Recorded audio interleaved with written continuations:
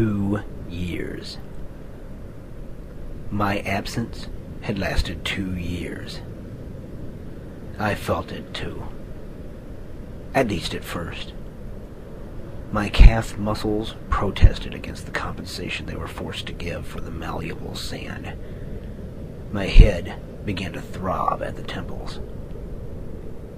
My mind was thrilled by the beauty of my surroundings and elated by my return. But this lump of flesh that I call my body was far less pleased. I worried that the nights would result in bouts of insomnia. I needn't have worried.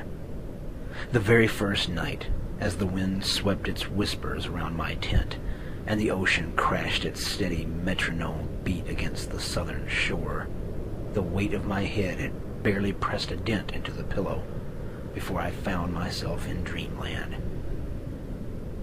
And that was it. I was home. I was present. This island, that good Walter so aptly called the back of the great white whale, and I could commune again. Mother Horn had embraced me, the prodigal son having returned from my raucous days away from the fold. I walked many miles along the white whale's back this time. My legs, ankles, and back begged me to stay put, but I wouldn't listen. So many familiar places to see, so many familiar places that had not cast light into my eyes except in photographs for the past 2 years. Staying put was one request that I could not grant. Familiar. I call these places familiar. They were. But then again, they weren't. Just as much as I was no longer the same man that I was when my feet left these sands the last time. Horn Island, it seemed, was different as well. She was familiar, contentedly, wholly familiar, yet at the same time, foreign.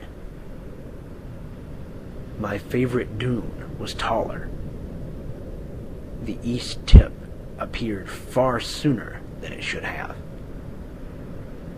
Landmarks had moved or disappeared altogether. There were whole sections of the chimney area uncovered that I had never seen before. I guess each of us surprised the other in just how much we had changed. Surprise. I get it. I understand you now, good Walter. The words you wrote. Nature does not like to be anticipated, but loves to surprise. In fact, seems to justify itself to man in that way, restoring his youth to him each time. The true fountain of youth.